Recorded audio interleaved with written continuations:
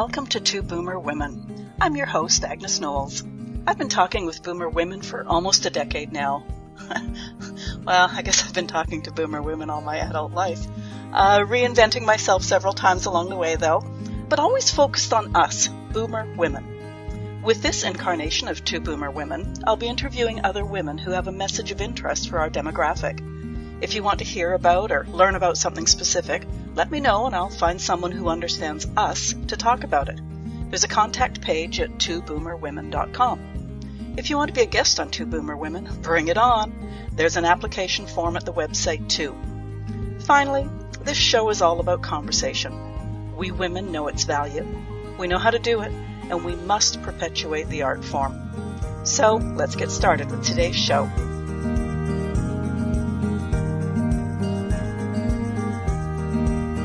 Welcome to the Two Boomer Women podcast. I'm your host, Agnes Knowles. December already. Another year has disappeared, but my roster of great guests has not. My guest today talks about sugar. Now, I'm fortunate enough to be a savory over a sweet kind of person. I'll take a zippy salsa on a cracker over a brownie any day. But what I gather from many women I know, I may be in the minority. Now, Sue talks about sugar in a way that's easy for women to understand and relate to their own health. She keeps the message simple, provides practical steps that can be taken straight away to help break the sugar craving. And this, just in time for Christmas. You're welcome. Sue Thomas, welcome to the Two Boomer Women podcast. Oh, thank you, Agnes. It's lovely to be here. Yeah, this is very timely. It is, really is. I'm hoping you'll share your story with us first. You were fit and healthy for the longest time until things went sideways in your 40s. And then you were healthy again in your 50s. Yeah, absolutely. So if I take you back to, I've been in the wellness industry for about 20 years. And I was a personal trainer. I had my own business as a personal trainer. And back in 2008, I had a knee infection. It was a streptococcal knee infection. It was pretty horrible. I didn't realize quite how bad it was. I went up to the hospital because it was really starting to kind of mess up my day, if you like. And they said, we want to keep you in. We need to give you intravenous antibiotics. Okay. So fast forward 4 years from that point, and I was still personal training, but I was having to take a sleep in the afternoon because I was exhausted all the time. I was eating rubbish just to keep me going through the course of the day. I wasn't really present for my clients. I wasn't present for my family, and I wasn't taking care of myself. And I am someone who really does believe in walking the talk. I need to set an example, or I needed to set an example to my clients then as to, the kind of life that they could lead. I wanted them to look at me and go, you're an inspiration. I want to follow your lead. And I wasn't that person. I was, as I said, sleeping in the afternoon. I was eating rubbish just to try and keep my energy levels up. And I took one look at myself and I thought something has got to change here. Food was going through me really quickly. I wasn't digesting properly. That all these sort of things were happening. So I started to explore a little bit about my microbiome and understand really about how my intestine had been affected by the antibiotics, and really started to understand how I needed to begin to change what I was doing and the way I was eating in order to heal my body. And I started to take some really simple steps. So those steps included, one of the things it included was removing bread from my diet to start with. So I call that beige when I talk to my clients. Not because I needed to avoid gluten, but because I was finding that the eating the bread at lunchtime was causing me to have a bit of a crash in the afternoon, which meant I was then eating sugar to try and pick me back up again so that I could work with my clients in the evening. And so I started to make some really simple changes. One of the things that I did was remove bread. The other thing I did was start to really remove the sugar from my diet as well. And that was the point at which because to begin with, I was like, how can I function if I don't have sugar and if I don't have bread? How am I going to have my energy? And then I realized just how much more energy I had when I was eating meals that didn't involve carbohydrates, and I wasn't having then to snack on sugar between meals. My energy levels rose really quickly. And I started to then, when your energy levels rise, you can start to pay attention to other areas of your life as well, and I started to improve my exercise again and all sorts of things. And gradually over the course of probably 9 months to a year, I really started to get my health back on track again and started to be an example to my clients again. And that's where I started really in terms of becoming the sugar-free coach, because I just understood that so many women are in the same situation. We're given these messages around, complex carbohydrates and eating your bread or eating your pasta, but all these are causing us to have morning slumps, afternoon slumps, and we're then reaching for sugar, which is aggravating the problem even further. And so one of the things I'm really passionate about is helping my clients to understand that actually the first thing you do in the morning is key to the rest of the day. The first thing you eat is key to the rest of the day. And if you can get that right, that has a knock-on effect to all the other choices you make through the rest of the day. And that then frees us from constantly feeling like we've got a calorie count or not, or restrict ourselves and that kind of thing. And if we can free our mind away from restriction and away from that feeling calorie counting and stuff, we can really begin to manage our weight, manage our hormones, sleep better, feel more confident in our clothes, and just gradually really begin to become the person that we want to become when we're in our 50s. And that's where I am now in my 50s. And I'm the person that I want to be now because I've got control of my food. I know exactly what I need to eat to nourish myself. And, I'm setting that example as much as possible. And interestingly enough, I retrained as a nutritional therapist about 6 years ago as a result of healing myself. I just thought, actually, what I need to do now is go out and share that message with as many women as possible. Okay, a lot of what you've just said, we will probably be revisiting through the conversation. But the one phrase that you zinged through really fast that I want to bring back is it took about 9 months to a year, because these people that say, we're mid-December when this goes to air, and, you're not going to be slim and gorgeous by Valentine's Day. No. It's a long-term vision. Yeah, totally. And often it's taken a long period of time to get you to that point where you think, I really need to make some changes now. It took me 4 years to get to that point. It's not going to take me 10 minutes to get back to where I wanted to be. It's got to be a consistent approach and consistent. I was consistent and persistent. Those are the words I always use. I was consistent and persistent every day because I knew I needed to get back to being that person that my clients were inspired by, basically. And so I use that with all of my clients in terms of helping them to set a goal of where they want to be, a realistic goal of where they want to be. How do they want to feel? What does it feel like to put that dress on and go to that wedding and feel fantastic or what have you, and start to create some emotion around the actions that we're taking as well, because it's so much easier to achieve the results that we're looking for if we know where we're going and we've got some emotion attached to it. Right. And two things that I tend to say to people is, if it took you 10 years to put on those 20 pounds, if you can take those off in a year or two, then, hey, that's a pretty good turnaround time. Yeah, totally. Yeah. And then the other thing that, you read varying numbers, but I guess the one that stuck in my mind was the fact that it takes 12 weeks approximately to start to develop a new habit.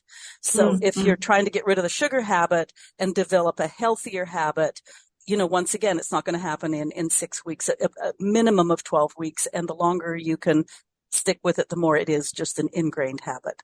Yeah. And I think as well, one of the reasons why when we try to remove sugar from our diet, one of the reasons why we struggle with it is because it takes 10 days to 2 weeks to really start to get insulin to come under control, to be more balanced. So insulin is the hormone that's released when we consume sugar, and it's designed to pick up sugar from our bloodstream, take it to the cells for energy production. And if we don't use it for energy, then the insulin takes that sugar the glucose, it's converted it to glucose and takes it either to the muscles or to the liver for storage. And if the liver can't cope with it, then it turns it into triglycerides and stores it as fat, basically. And it takes about 10 days to 2 weeks if our insulin is on a big roller coaster, so it's peaking and troughing throughout the course of the day, for insulin to come back under control to be that point where it's really balanced.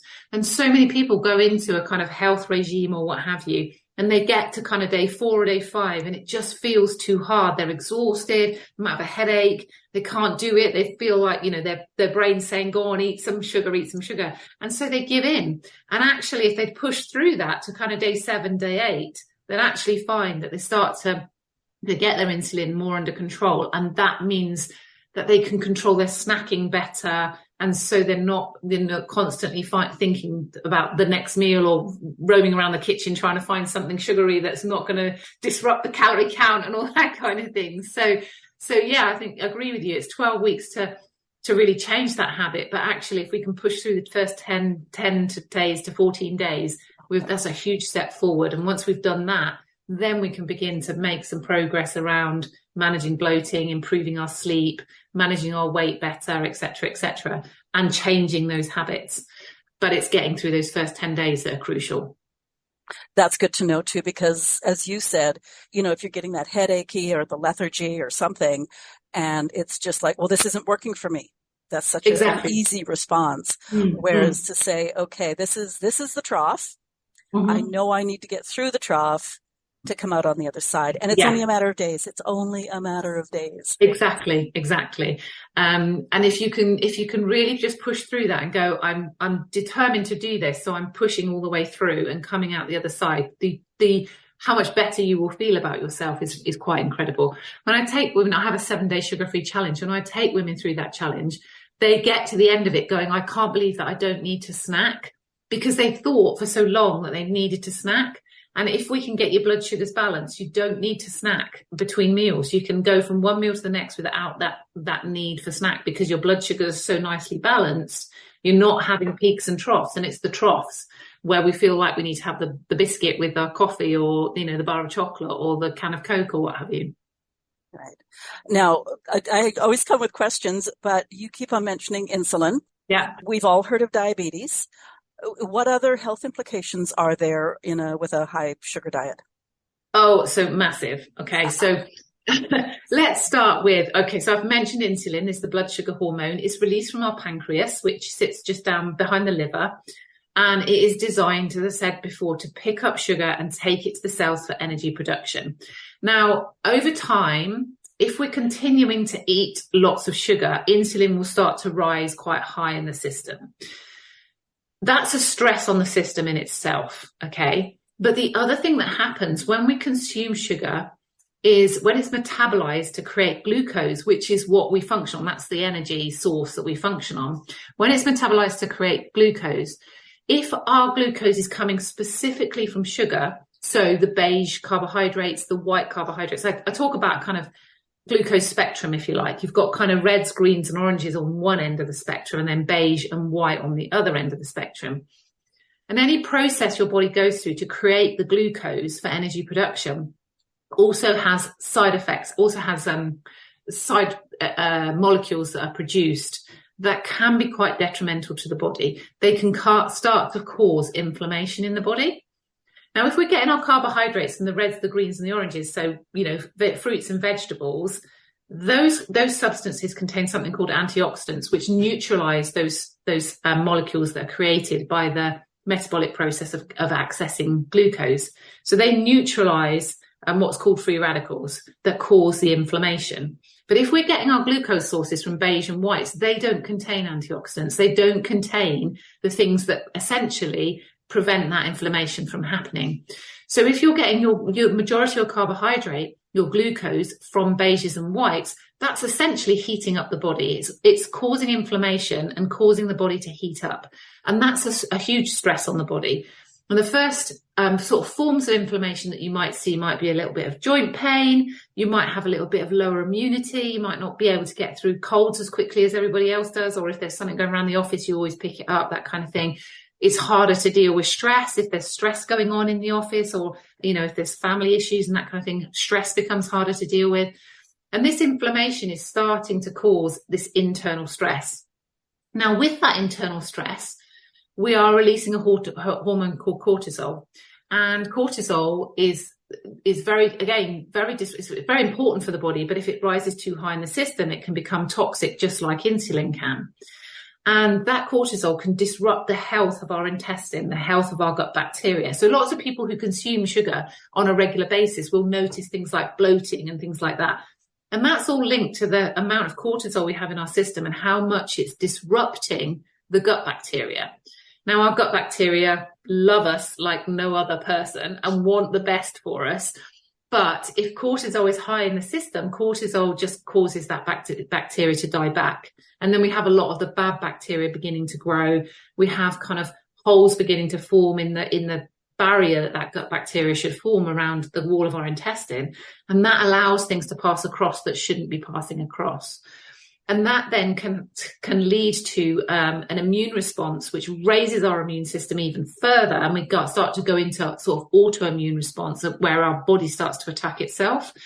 So not only have we got inflammation from the metabolic process that we go through to access the glucose, which is kind of speeding up the aging process for us, heating up our body. It can also do things like stiffening the arteries and causing a bit of cardiovascular disease and stuff like that, and type 2 diabetes. We've also then got this disruption to the intestine, which means that things are passing across the gut wall that shouldn't be, and the body has an immune response which creates autoimmunity. So things like chronic fatigue, fibromyalgia, Sjogren's syndrome, all of these can be linked to the health of our gut wall not working properly, which is due to the amount of cortisol in our system. And that amount of cortisol is due to the amount of inflammation that's going on because of the way the carbohydrate we're using is processed and is not neutralized by those antioxidants. So the more we're getting carbohydrate from beiges and whites, that's heating our body up, is causing all sorts of issues. It's stiffening our arteries. It's having an impact on our brain function. It's having an impact on our sleep. Sugar and that inflammation has a huge impact on the right balance of hormones to allow us to go into a deep quality sleep as well. And sleep is super important for our long-term well-being.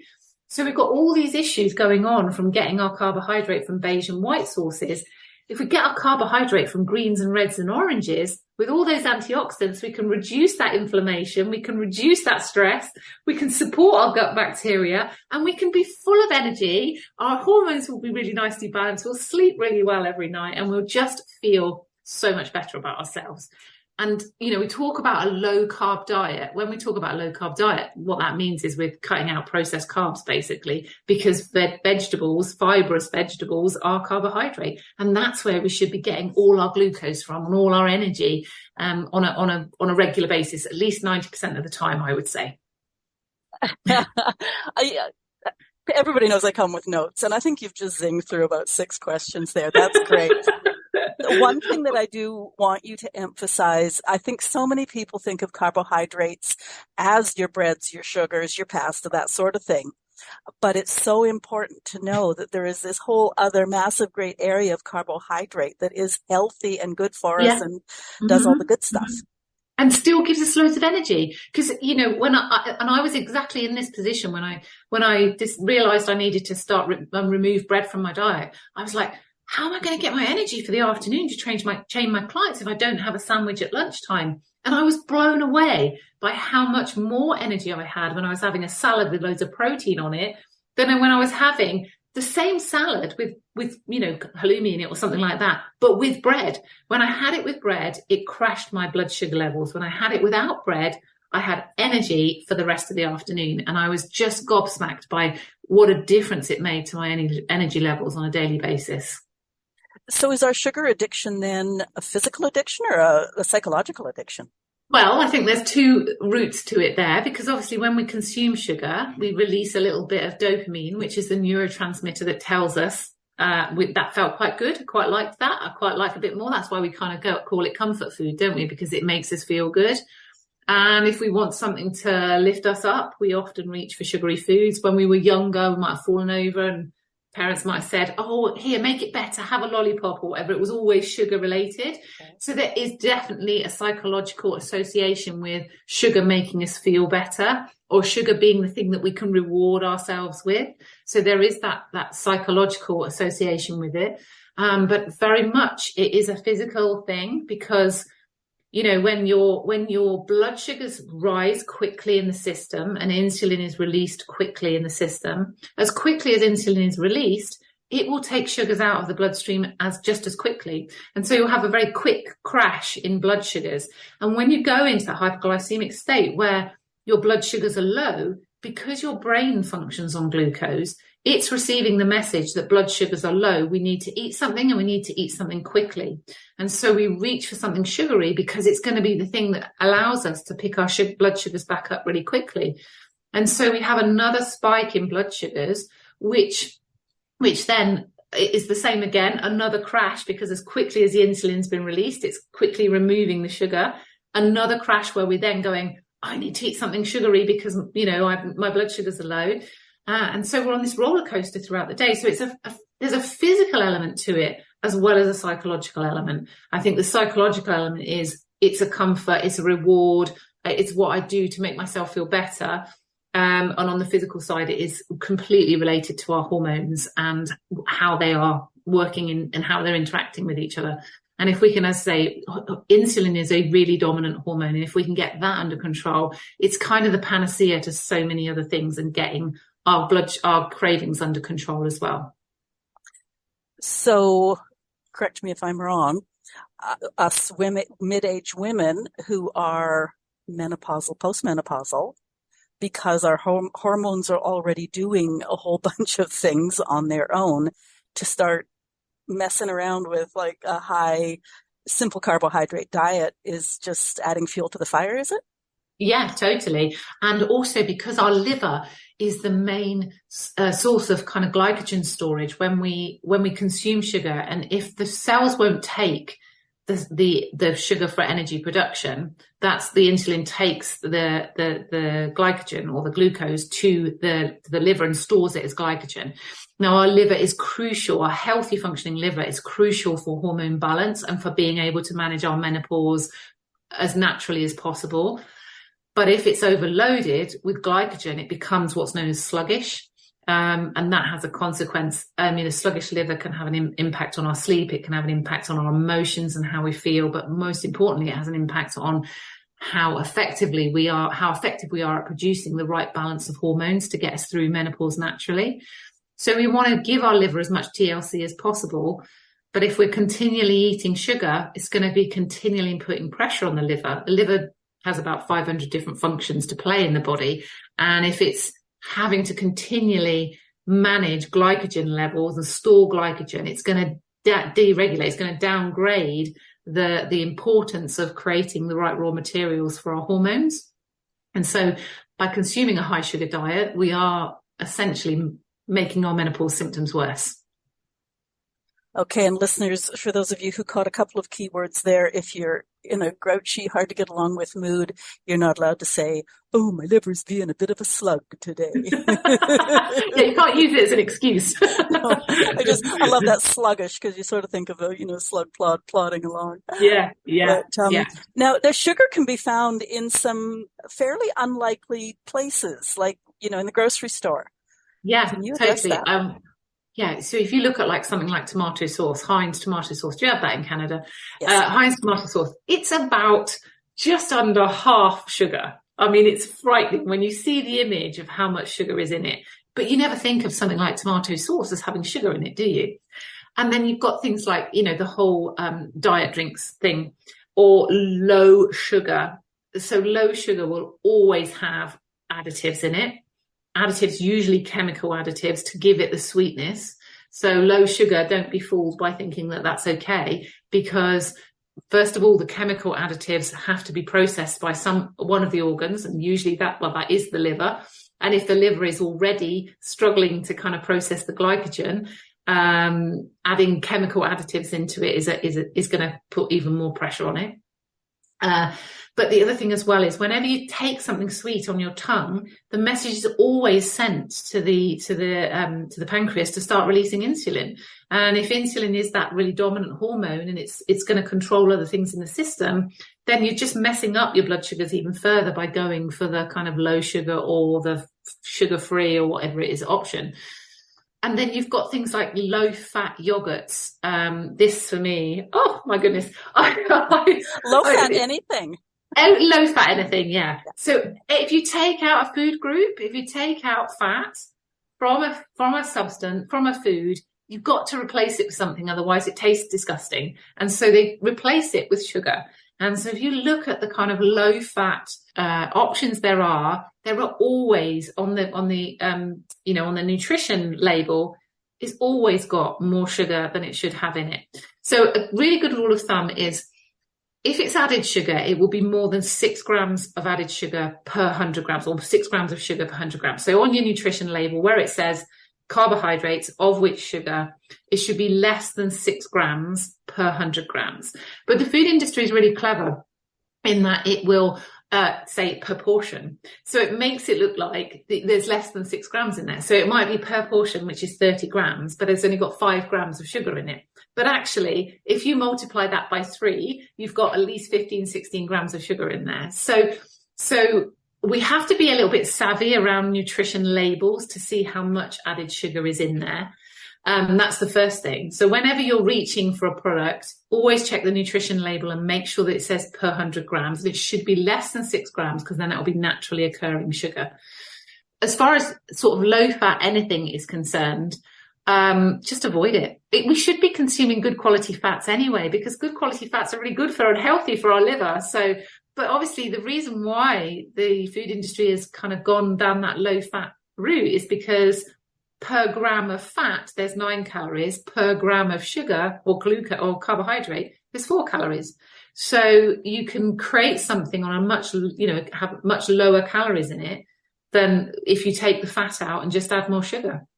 So, but actually that's causing a problem, because when we consume foods that might only have 99 calories in them, but if that's got sugar in it, it's going to spike our blood sugars and crash, and we're going to end up eating more throughout the day than we realize, or we're just going to make ourselves miserable because we just feel constantly hungry all the time. So we're better off going for the full fat stuff, filling our boots with the full fat stuff, keeping our insulin really nicely balanced, and then not having to worry about how much we've eaten for the rest of the day, because it's going to keep our blood sugars really well balanced, and we won't even think about what else we need to eat, because fat doesn't have a relationship with insulin. And I'm not suggesting here for 1 minute that we start feeding our faces with, kind of cream donuts and things like that. What I'm talking about are good quality fats in full fat yogurt, for example, avocados, seeds, nuts, oily fish, all those kind of things that will keep our blood sugars, good quality proteins that will keep our blood sugars really nicely balanced, give us the kind of good fats that we need to help with hormone balance, to help with skin, kind of how our skin is, how our neurotransmitters the synapses in our brain and how they're connected. All of those need good quality fats. So if we remind ourselves actually that eating a full fat yogurt is better for our brain health and for our hormone balance than eating a low fat yogurt is, then we can kind of shift away from thinking about calories all the time and thinking about counting those calories and move towards health and well-being and how we feel. Sorry, that was quite a circuitous route to get to where is sugar added, isn't it? No, it's great, because I used to do grocery store tours for a local grocery chain. And, I always recommend to people, and you probably do the same, is when you're learning, you take the extra half hour, even an hour, and you start reading the labels, that sort of thing. And in terms of fat, like if you're having what I'll call a fun fat, like a mayonnaise or something, that's fat, so you moderate it. Whereas you think, oh, it's low fat, I can have more. Yeah. And no, just stick with the original. Then you don't have the sugar, and you also know that you need to moderate it. Sort of thing. And if you go with the low fat and you think, oh, it's low fat, I can have more, you end up having more sugar. So you end up sending yourself on even more of a blood sugar roller coaster. Yeah. And I loved what you said about the yogurt too, because, if you have a small bowl of a full fat, tasty yogurt, you do feel full. As opposed to a low fat full of sugar, and then you're eating a whole cup full and going like, oh, maybe I'll just go back to the fridge now. I need a bit more. Yeah. How do we break the addiction? I mean, I know you've told us that we got to get through that 4 or 5 day period, but where do we start? Okay, so the first thing to do is to think about what you're eating for breakfast. What you're the first thing you eat, because not everybody wants to have breakfast, and that's okay. That's not a problem. But first thing in the morning, your stomach is full of hydrochloric acid. Now, hydrochloric acid is designed to break down protein. It's not designed to break down carbohydrate.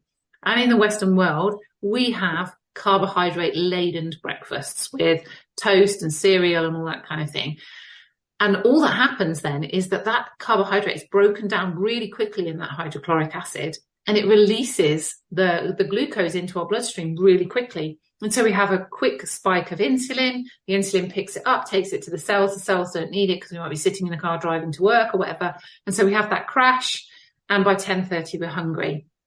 But if you can focus on having a protein-based breakfast, and I challenge my clients to do this, I say have 2 boiled eggs for breakfast rather than 2 Weetabix, and see if the 2 boiled eggs keep you going till 1 o'clock, because I bet they do. Because if you can just have a protein-based breakfast, you'll be able to keep your blood sugars balanced all morning. So before you even know where you are, you'll be at 1 o'clock and you haven't even thought about food, because you're releasing the glucose that the body manufactures from the protein much more slowly.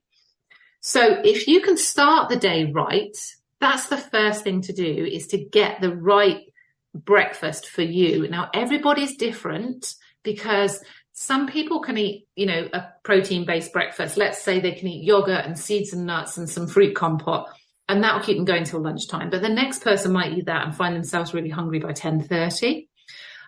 So you've got to really work out for you what is a good protein-based breakfast. You might go with 2 boiled eggs, avocado and spinach, but you might not be a savoury breakfast person. You might prefer a sweet breakfast. I personally often don't eat till about 10:30, 11 o'clock.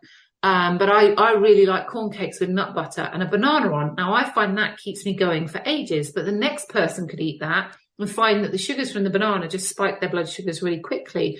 So everybody's different. We've got to work out what's going to work for us to keep us going. We should be able to go for 4 to 5 hours from one meal to the next without needing to snack. If you can do that, that shows your blood sugars are really nicely balanced. Some people like a green smoothie with lots of protein in it, like in the form of yogurt and, all sorts of things, chia seeds, stuff like that. That will keep the next person going for hours, but somebody else might have it and again find themselves hungry by 10:30. So rather than thinking there's a one size fits all here, let's just start listening to what our body's telling us. And if our body is saying after 2.5 hours of eating something, I'm hungry, then it didn't work to balance our blood sugars. So the first thing I would say is really start to get to grips with your breakfast and how does your breakfast make you feel. Someone could have a bowl of porridge with some seeds and nuts on, and that could keep them going till 1 o'clock. And the next person could be hungry by 10:30. So you have to work out what's right for you. But if you focus on a protein-based breakfast, that is the first step to getting your blood sugars balanced. And you'll make a much better choice at lunchtime if you've had balanced blood sugars through the course of the morning than you will if you've had a spike and a trough. Because by the time you get to lunchtime, you're in another trough and you're making a choice around, just getting as much glucose into you as quickly as possible. So that's always the first place I tell my clients is to think about, what are you having for breakfast that is going to allow you to get from one meal to the next. And then the second thing that you can do as well is to try and move for about 10 minutes after you've eaten. Because one of the things we do is sit at our desks, don't we, eat whatever it is, and then just carry on working. Actually, if you can move for 10 minutes, that starts to use up some of that insulin, some of that energy that's produced, and the insulin can take the sugars to the cells for energy production. And we can begin again to balance our blood sugars much better, balance our insulin levels much better. And then the third thing I would suggest people try and do is try and eat by 7 o'clock. So there's 3 really simple things that you can begin to implement on a day-to-day basis. The first is to have that protein first thing. Well, the first thing you eat should be protein-based. The second thing you can do is to move for 10 minutes after you've eaten, because that uses up the sugars and helps to remove, gets the insulin taking the sugars to the cells rather than just taking sugars to the liver and having a blood glucose crash. And then the third thing is to try and eat by 7 o'clock. And the reason for this is, when we eat, obviously our insulin levels do rise depending on what we've eaten. Some people, they rise more than others. If it's a really carbohydrate-based meal or pasta-based meal, then it will rise quicker than if someone's eating, a salmon with spinach and broccoli, for example.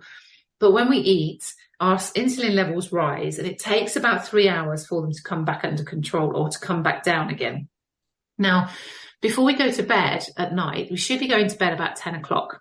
Because our natural circadian rhythms want us to have a 90-minute sleep cycle before midnight. And so if we're going to bed at 10 o'clock, if we've eaten at 9, we've still got quite high insulin levels in the system. If we've eaten at 7, our insulin levels are naturally coming down. Now, if insulin is lower in the system, the body can naturally release growth hormone, which is a hormone that helps us to go into deep sleep. If our insulin is high in the system, insulin being that dominant hormone affects the body's ability to be able to produce growth hormone. And so we can't go into that deep quality sleep that we need before midnight. And that has a knock-on effect to the rest of our sleep cycles through the course of the night. And there's lots of research now to show that if your sleep is compromised, if you're not getting that sort of 6.5 to 7 hours sleep of deep quality sleep a night, it can really dysregulate your insulin. It can cause your insulin to go all over the place. And that can have a knock-on effect to our insulin balance the next day. Our insulin can be too high in the system. We can end up eating more. We end up eating about 500 more calories the following day if we've had a bad night's sleep. And that all is related to the time at which we've eaten. So, and I do speak to some clients, they say, I simply can't eat by 7 o'clock because there's too many other things going on. And I say to them, well, can you shift it so that you are eating more at lunchtime and having a lighter meal, a lighter sort of salad and protein-based meal in the evening, or soup or something like that, so that your insulin isn't as high in the system as it would be if you were eating a full-blown meal. And I think that's a way that you can get around it. You can get around it a little bit by moving after you've eaten in the evening as well. But in an ideal world, we would be looking at what time am I eating in the evening, and can I bring that back to 7 o'clock so that I can improve my sleep, which will have a knock-on effect to tomorrow's choices because my insulin will be better under control. So those are 3 really simple things that someone could do. Start to look at their lifestyle and go, how can I change my breakfast out to make it more protein based? How can I move for 10 minutes? Even if you're in the office, even if it's just going up and down the stairs to the toilet, for 10 minutes to come back down to your desk again. That's better than not moving at all. And then can I eat earlier in the evening so that my insulin is beginning to come under control by the time I go to bed? You've come to us with an English accent. What you just reminded me of is I used to spend my summers in England with my auntie on her farm. And at midday, we always had a big meal. Yeah. And that was our meal of the day. I mean, we'd have the other meals as well. And then, of course, tea time, 5 o'clock, was the skinniest piece of bread that you've ever seen. She was proud of how skinny she could slice it. A slather of butter. A bit of maybe ham and tomato and things like just a little bit. And obviously that was the healthy way to do it. And we've come so far from those days. Yeah, we really have. We've been fed for so long this kind of, you need to eat constantly, you need to eat 6 meals a day and all this kind of thing. Actually, it's the worst thing you can do from an insulin balance point of view. And insulin is such a toxic hormone if it rises too high in the system. So, our focus absolutely needs to be around getting our insulin under control. And there you go, having that skinny bit of bread with your protein and your carbohydrate in the form of tomato and stuff like that. At 5 o'clock, you might have had another, a little light snack before you went to bed, but it wouldn't have impacted your insulin levels to the point that it would then have affected your sleep. And because you're so busy moving so much during the course of the day as well, you would naturally be more exhausted, so you would sleep better. But now, because we're more sedentary, because we eat kind of constantly throughout the day, because we're eating later into the evening, all those kind of things, it's just having such an impact on our sleep. And it means that our blood sugars can never properly sort of reset themselves. And that's what we want to do. We need to reset our blood sugars through the course of the night. And if we can't do that, we end up eating more the next day. I want to revisit breakfast for a moment too, because so many people on the go, they don't take time for breakfast. And so en route to wherever they're going, I mean, whether it's to work or to babysit the grandchildren or whatever, they stop at their corner coffee shop and they will buy, the extra large double latte, whatever they're called. And then also a big donut or a Danish or something like that. And they call that breakfast. Yeah. So I say to that, and in fact, I was speaking to a lady today who had exactly that problem. She wouldn't eat breakfast. She'd go into work and she'd get to 12:30 and be starving. So she'd go to the coffee shop, she'd get a big cup of coffee, and she'd always pick up a muffin or what have you. And I said to her, well, can we swap it up? Can we shift it on its head? Can you, the night before, can you make up a green smoothie? So you've got, you know, some protein. It could be a protein powder, it could be full fat yogurt, it could be chia seeds, whatever. And we've got some vegetables in there. So we put spinach and we put carrot and we put pear in there to give it a little bit of sweetness. She put a couple of tablespoons of full fat Greek yogurt and some chia seeds in there. And I said, just drink that on your way to work. You're driving to work, drink it whilst you're driving. You know, you don't have to sit down and eat it, but whilst you're in the car, just drink that green smoothie, because that bit of protein first thing in the morning will not only nourish your body, but will mean that you'll be able to make a much better choice when you go out to buy your lunch, and you'll end up going to somewhere and buying a salad rather than going into the coffee shop and getting, because your blood sugars have crashed or dropped so quickly, she's reaching for something that is going to give her sugar in her bloodstream as quickly as possible, because her brain has gone, there's no sugar, we need some sugar, just eat some glucose as quickly as possible. And so she's reached for the muffin. And what that has done then is that's having a knock-on effect to the choices that she makes throughout the rest of the day. So just having, you know, trying to find those simple ways of getting round not having breakfast. So having a green smoothie like that with some protein in is ideal. Cooking up a couple of boiled eggs and taking them. I think boiled eggs are fantastic because they're like in their own wrapper. You know, you can just take them in a little pot and just crack them and just eat them like a little snack. Or if you're driving in the car, you could eat it as a snack if it's already unwrapped. So there's loads of simple things that you can do to help yourself. But unfortunately, we get into a bit of a rhythm, don't we? We get into this routine or this groove where, oh, I haven't had any breakfast, so I'll just go to the coffee shop and get the, you know, the kind of 900 calories latte or whatever it is with all the other bits and pieces on the side. And that just spikes your blood sugars. Fuel through the roof they are. And then for the rest of the day, you're making choices completely determined by your insulin, not determined by your logical brain, because your insulin is controlling when insulin crashes, and that's communicating with your brain going, we need to eat more sugar. And so you're just on this roller coaster all day. And when you understand how insulin has an impact on the stiffness of your arteries, on your liver's ability to function, and therefore your cholesterol, because cholesterol comes from the liver, you know, all of these things that we don't connect the dots to go, actually, if I got my insulin under control, I could begin to reduce the stiffness of my arteries. I could begin to reduce my blood pressure.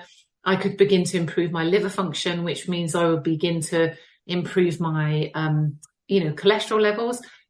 Non-alcoholic fatty liver disease, which is a disease of the liver that impacts so many elements of our health, is totally related to how much sugar we're consuming, not related to alcohol anymore. You know, it used to be that fatty liver disease was associated with consuming too much alcohol. Now it's consuming too much sugar in general. You know, if you've got, as I said, a sluggish liver, that's going to push your cholesterol levels up. You know, there's so many things that we can unpick and take back to too much glucose, too much insulin in the system. And when we understand that, we can really begin to kind of manage and control our choices around food, so that has a knock-on effect to our longevity. That's what it comes down to at the end of the day, is our longevity. Yeah. And to take this totally into another ballpark, this may be the right time to have this conversation and have you make these suggestions, because the latte and a muffin at your corner coffee shop has just recently gone from $8 through to $12 to $14. Yeah. You know, so if you can, I mean, how much would boiling up 2 eggs last night cost you? And, you know, people say I don't have the time. Well, you've also mentioned longevity. Do you not have 5 to 10 minutes in a day to make sure you have a quality life and a longer life? And also I say, you know, when you nourish yourself properly and reduce that inflammation in your system, I said at the beginning, you know, it's harder to deal with stress when your body's inflamed internally and you've got stress going on internally. So if you get that inflammation under control, you get that stress internally under control, you buy back time, essentially. Not only do you buy back time physically from a longevity point of view, but also here and now, because you've got more energy, you can feel like creating things.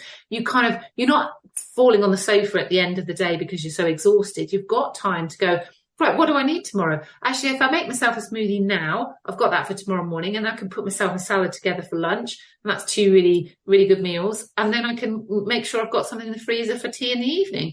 you do have more time when your body is properly nourished because you've got more energy, so you fill your time more effectively, and that has a knock-on effect to your kind of how you're able to create food, the right foods and the right meals for you to keep your energy levels high.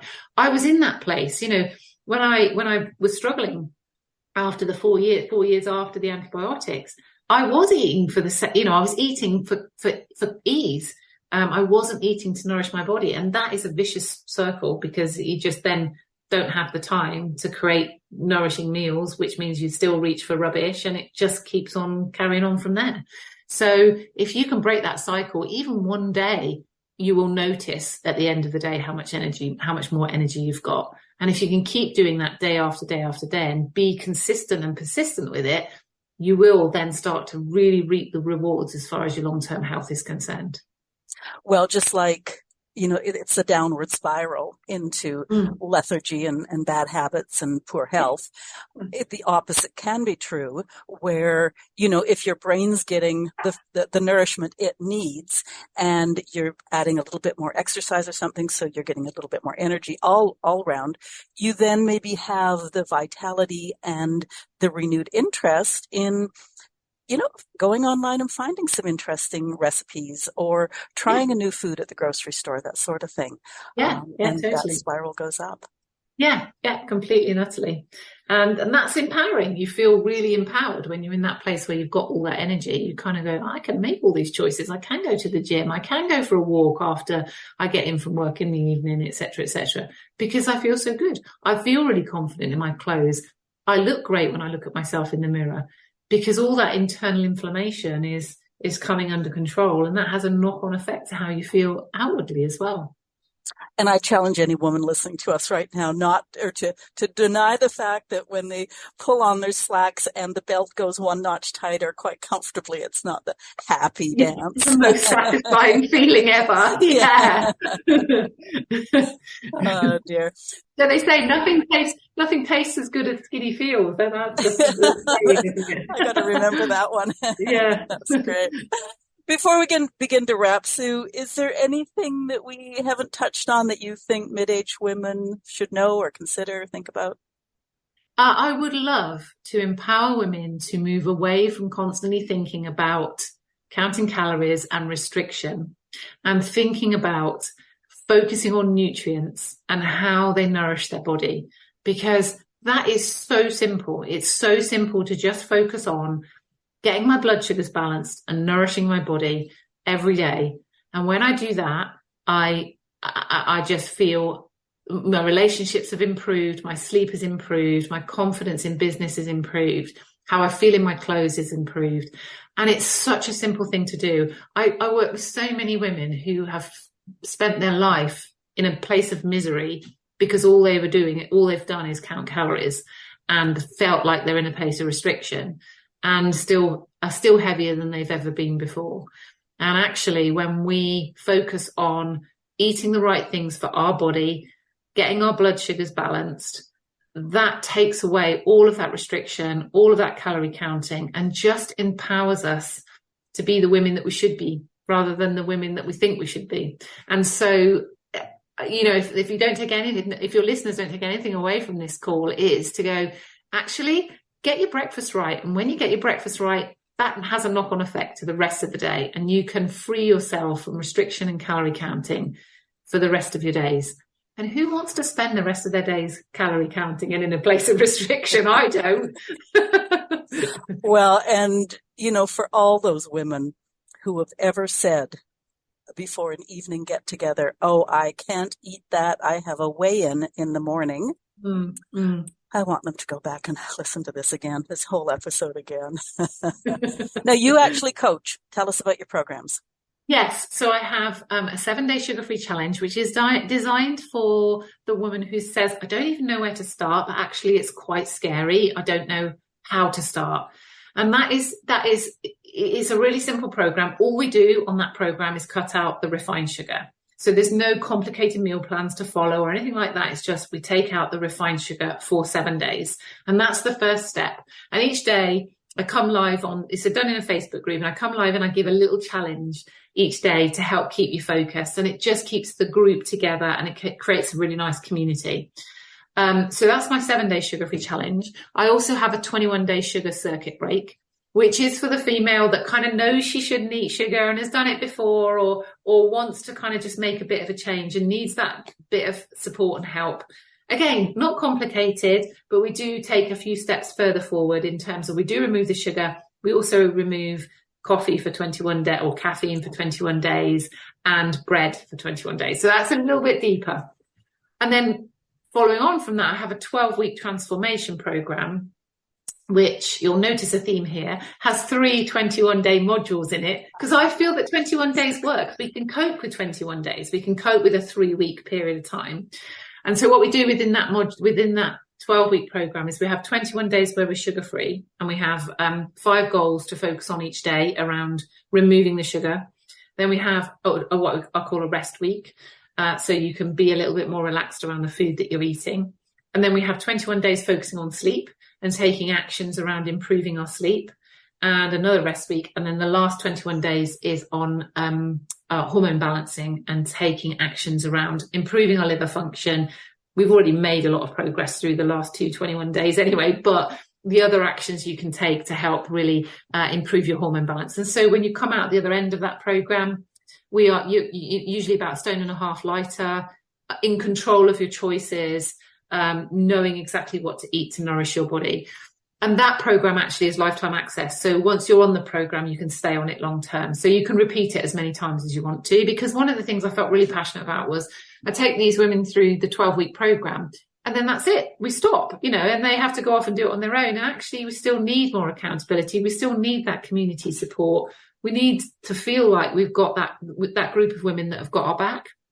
And so you can go through the program for the first time for the 12 weeks, but you stay in the group and you can go through it as many times as you want to. So I've got women in that group that are doing it, 2-3 times. They're on their third time through, and they're doing it more now. They've achieved what they wanted to achieve, but they're doing it more now for that kind of lifestyle, embedding that lifestyle in, rather than so that they know that this is the way they're going to live for the rest of their life. And I'm very much about, when I talk about being sugar-free, I say to them, we're talking about 90% sugar-free. We're not talking about never being able to have sugar again. But if you really want to make those changes, each of the 21 days that we focus on, we do remove the sugar for that period of time. And then mostly when they go into a rest week, for example, they go, actually, I don't really want to bring sugar back in again because I've made so much progress. I'm quite happy with the progress I've made. So it doesn't feel like they're restricted. It's designed not to feel like restriction. It's designed to feel like empowerment and making choices around the foods that I want to eat rather than what I've been told to eat for years, kind of thing. So yeah, those are my 3 programs. They're all designed to support a female to manage her hormones, to manage her menopause more naturally. I do have a 4-week My Marvelous Menopause program as well, which is a slightly different program. But from a sugar perspective, those are the 3, the 7-day, the 21-day, and the 12-week programs. I don't know if I should ask this or not. What is the sugar quiz? Oh, the sugar quiz. Yeah, the sugar quiz is just designed to give you an idea. And you can go onto my website, thesugarfreecoach.com, and you can just click take the sugar quiz. And it's just literally a whole series of questions designed to ask you, to get you to answer what you're doing on a day-to-day basis around your food choices and how food is making you feel. And at the end of it, there's 4 different videos depending on the kind of score that you got. And that video the video appropriate to your score will tell you the actions that you can take to help you start to balance your blood sugars. It's designed just to be a little bit of fun, just to see whether you've got a bit of a sugar addiction or not. And some people take it because they're really interested to know that they haven't got one. And other people go, oh, I don't think I could take it because I'm too frightened to know, in which case they know they've got a sugar addiction. Yeah, so. Yeah. But like so many other things, knowledge is power. Exactly. And it is just designed to give you those few bits of information that you can begin to apply on a day-to-day basis to help you start to make those changes away from consuming too much sugar. Good. Where do we find you on the World Wide Web? So thesugarfreecoach.com is my website. My Instagram is Sue Thomas _ the Sugar Free Coach. And my Facebook page is Sue Thomas, the Sugar Free Coach. So the only difference is the underscore on Instagram. And that's how you can find me. And if anyone wants to email, my email address is sue@suethomas.org. But you can get in touch with me on my website. I do offer a free clarity call for anyone that, that wants to just understand a little bit more. If they've done the sugar quiz and they've downloaded my free ebook on the truth about sugar, and are still wanting to know a little bit more about how they can begin to break their sugar addiction, then you can book a free clarity call on my website as well. Great. Okay, links, as always, are in the show notes, and all the social media links are at the website. Listeners, if you have comments on today's show, please talk to us. If you're listening at twoboomerwomen.com, scroll to the bottom of the page and leave comments there. We can be found at all the usual places, Google, Apple, Spotify, etc. There's a whole bunch of them. Feel free to leave comments there, and please leave stars and reviews to help us grow. Before you go, hit the subscribe or follow button, and you'll be notified about future interviews with more of my great guests. Share this episode with friends who enjoy sugar or sweet things just a bit too much. The new year is just around the corner, and they will thank you for it. My chat with Sue today is the last new guest episode of the year. Next week, I'll replay the most listened to episode of 2022, my conversation last August with Jennifer Conroy of Fluid Running. That might also be timely with a new year in the crosshairs. As always, the last episode of the year will be my review with a forward look at the coming year. Season 4 of this podcast is just amazing. Before we close today, I want to update you on the changes coming in 2023. I'm rebranding from Two Boomer Women to the Boomer Woman's Podcast. The 2023 season will be available under the Boom with a Bang umbrella. So you go to boomwithabang.com/podcast. All the previous episodes will still be available, and they'll be linked at both websites. Sue Thomas, thank you so much for being my guest on Two Boomer Women today, for educating us on sugar and what it does to our bodies, and hopefully dispelling a few myths that are out there too. Thank you so much for having me, Agnes. I really have enjoyed chatting to you. Thank you. I really appreciate it. Have a great rest of the week. Bye-bye. Bye-bye.